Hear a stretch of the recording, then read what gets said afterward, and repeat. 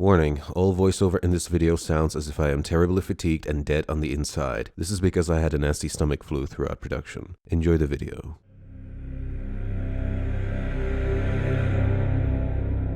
Blizzard headquarters is in flames. Dark forces are at work here, ravenous in their pursuit to eradicate all traces of a legacy that had once ruled over the video gaming industry, unchallenged. Blizzard Entertainment is the collective name of an 8-boss Megadungeon that takes place within and around Blizzard HQ.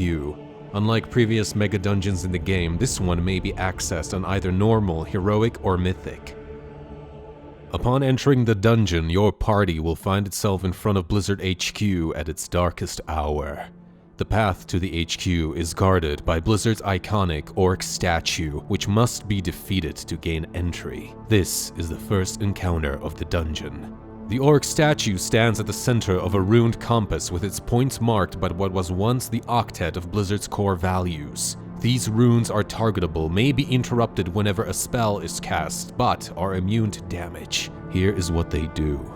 The rune of gameplay first periodically spawns an ad that fixates on a random non-tank, applies fun gameplay on them which prevents the target from using any abilities. The ad then starts running towards the target faster with each second. Kill it before it can reach you. A collision will result in a high amount of shadow damage at a 20-yard radius. Then there's the rune of Play Nice and Play Fair, which periodically casts nice and fair, reducing the health of all players to that of the party member with the lowest health. Every second after that, it reduces the maximum health of all players by 8%. This ability is interruptible. Interrupt it.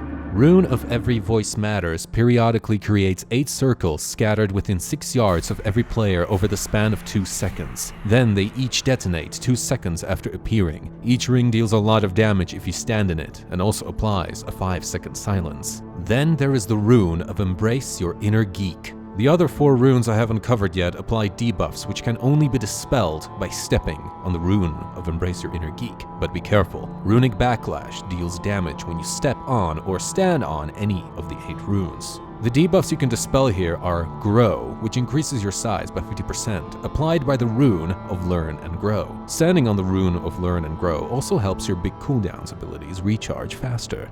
Blizzard Polish, which reduces movement, attack, and casting speed by 80%, applied by the rune of Commit to Quality after a non-interruptible 10-second cast time. Keep track of the cast time and stay close to the Geek rune to dispel Blizzard's Polish.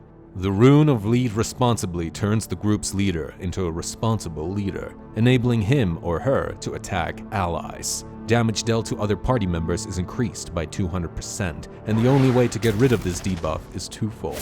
Either you dispel it with the rune of Inner Geek, or wait until everyone in your group has transferred all of their loot from the Orc Statue into the leader's backpack. Allies killed by the group's leader become Led Responsibly, which prevents them from being combat rest. The 4th debuff you can dispel, but you shouldn't, is Thinking Globally, gained by standing on the rune of Think Globally, which increases the range of your abilities by 200 yards for 6 seconds. Stackable, but beware of damage from Runic Backlash.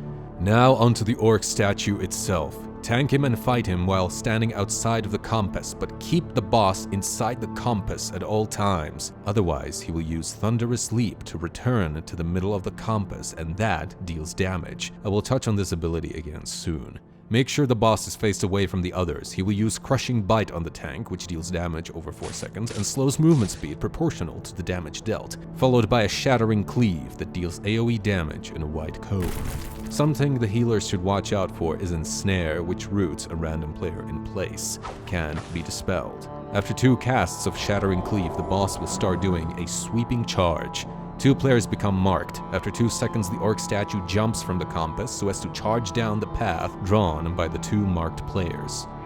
Collision with the statue incurs deadly amounts of physical damage and a 2-second stun. This ability will happen 3 times in a row, and after that the Orc Statue will leap back into the center of the compass via Thunderous Leap, spawning an ad at each circle. On Mythic difficulty, 4 ads are immediately spawned when the charge sequence begins. These ads are simple, but become lethal if they are near a rune, or if you are near a rune, so make sure to kill them at a distance. And that's it. Very easy. Enjoy the loot.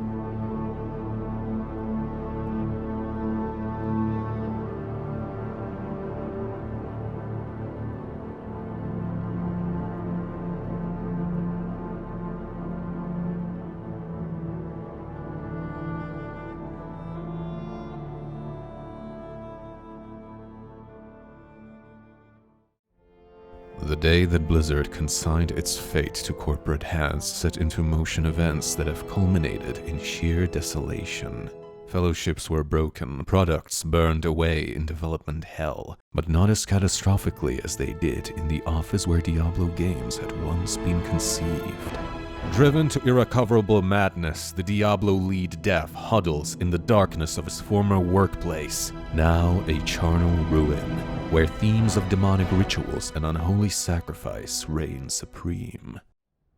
The Diablo dev team is gone, sacrificed by the lead dev. As a reward, he has accrued a fuckton of health points, though this is offset by the true Diablo experience buff, which increases the party's damage dealt by 800% and haste by 40%. On Mythic, however, the truer Diablo experience applies instead, which also covers the encounter area in complete darkness, limiting your visibility to a meager 8 yards. Notice this odd object etched into the Diablo lead dev's body. This increases the boss's attack speed by 4% every 2 seconds. The stacks reset when the boss loses 10% of his health. Once his health drops to 40% or 70 on heroic and above, the odd object drops in front of him. Left alone, the object will pulse every 5 seconds. This deals damage and stacks a debuff that makes each pulse stronger. Players can pick up the Soul Stone to isolate its damage to the wielder. Make sure to share the burden with your party members, as you don't want to keep it on you for too long. And while wearing the Soul Stone, you will also gain vision of the spectral world, where spirits of the fallen Diablo devs roam. Run through them to absorb their essence. Doing so will give you extra haste. Your tank will want to keep the lead dev in the middle of the room. This is because of several mechanics, which are server capacity, which at the beginning of the encounter splits the room into 5 sections. Have 1 player standing in each. If more than 2 players are present in a section, error 37 occurs, disconnecting players in an overpopulated section. Unstable servers will pop up here and then, marking non-tank players. Run away as far as possible so as to drop the rift that spawns at the end of the debuff and then get right back into action. You will want to keep these rifts as far as possible to avoid death. Similar to Hagen and Naxxramas, way behind schedule creates a dance effect. Here's how it works. In 1 section out of the 5, it's random which 1/3 of the area goes boom. Then 2/3 of every section, and finally the last 1/3 of each section. Easy peasy, but on Mythic, no one sees shit, so players need to be on alert. As soon as one of your party members spots an eruption in their zone, start screaming so everybody knows what's coming. Or you can just install DBM. Here's another thing that happens. Error 315-300 is a dot that will disconnect you unless you write out your account password in /say. And on Mythic, you have to follow it up with your authenticator code as well. Easy, straightforward, but maybe it's better if you create a distance first. Another error to watch out for is error 1016. If anyone's health drops to 20% or less, they get disconnected instantly. That's it. Now here comes an out-of-season April Fool's joke, which won't do anything if it's April 1st, just like today if you're watching this video at the time of its release. But if it's not, here is what happens. Dot, knockback, shadow damage, and a 3-second stun. Nice. The dot's called Painful Disbelief, which you want dispelled. This is followed by Connection Switch, where the Diablo lead dev freezes error 37 for 4 seconds so that everybody can move wherever they want, and you will have to, because this ability makes the last section a player stood in lethal for them. This effectively puts the encounter on a timer, and to avoid getting fucked by it, move in a clockwise or counterclockwise fashion. And lastly, from the darkest recesses of his soul, the Diablo lead dev takes center stage, literally, and summons Dark Ritual. Once error 666 is complete, everyone dies. Notice that the ritual summons 5 of the lead dev's crazed servants. Reminiscent to Mechtheridon, they will have a receptacle in front of them which may be used when their owner is killed. Synchronize using them and you will have cancelled error 666. Make sure to time it as well, as the Diablo repair tools are cast for 3 seconds. If you screw up, a 5-second cooldown will be incurred. And that's it. Very easy. Enjoy the loot.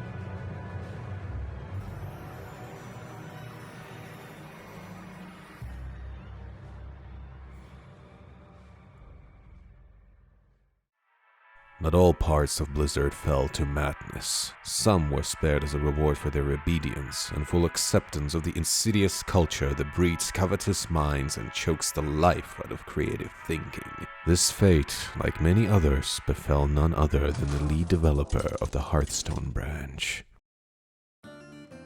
Welcome to the slough that is the Hearthstone encounter. Kiss your abilities goodbye and thank the new player mechanic for it, but don't worry, you don't lose all of them. Here's a quick list of abilities that each class will have at their disposal at the start of the encounter. But don't fret, there is a way to slowly, I stress slowly, get your locked abilities back. For every 3% health the Hearthstone lead dev loses, everyone gets 50 Hearthstone gold. This new currency is exclusive to this encounter only, and what it does is help you get your abilities back. You can purchase pack to spend 100 Hearthstone gold to relearn a random ability from your spellbook. Alternatively, you can save up until you have 300 Hearthstone gold and add 10k real gold on top of it to the equation and get yourself a premium pack, which is going to give you all of your abilities back. However, I strongly wouldn't recommend it. One of the overarching things you don't want to do in this dungeon is lose or spend gold. I will tell you why near the end of the video. You will see. Let's talk about the room a little bit. Board mechanics, similar to the Diablo encounter, splits the area into two parts. The upper half is the enemy zone. If you stand here, you get fully mind-controlled. Getting gripped back into the lower half will cleanse it if you have a DK in your group, but you are never going to cross the threshold. You don't want to, there is no reason to.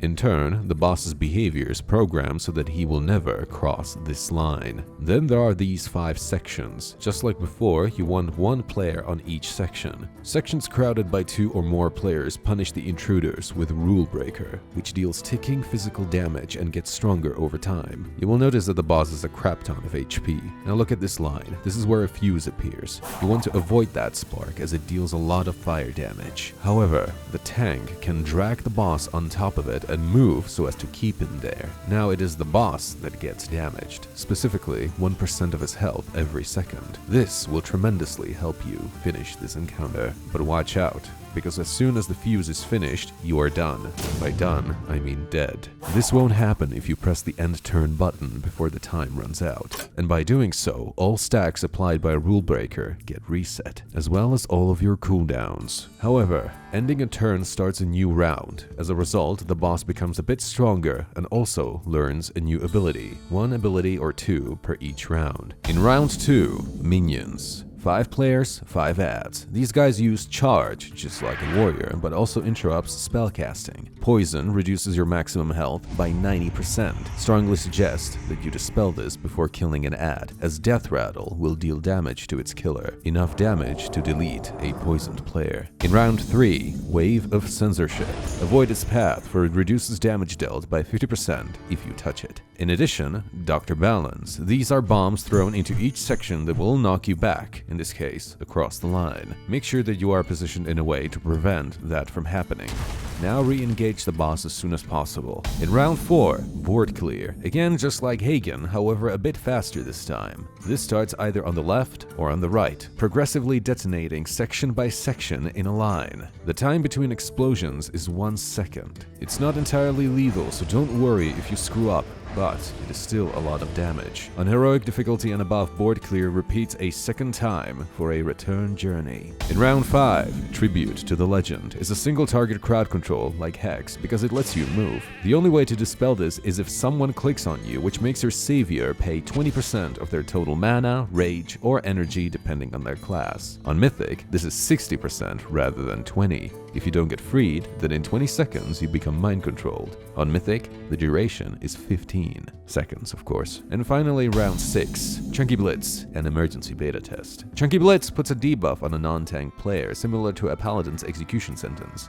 The hammer descends, and once it lands, all players within 20 yards of the marked player get stunned for 60 seconds, with a punch of shadow damage on top of it. Healing abilities will reduce the stun duration, which is why it's best to have your healer be in one of the middle sections so he or she can reach everyone. And lastly, the emergency beta test, which stripes the entire playboard with fuses. All of them except for one are fake, however. The real fuse is randomly generated somewhere between them. A player hexed by Tribute to the Legend will be able to spot the real one, so wait for their signal first and then dispel their hex. If the boss is close to fake fuse sparks, he will get healed instead of damaged. And that's it. Very easy. Enjoy the loot.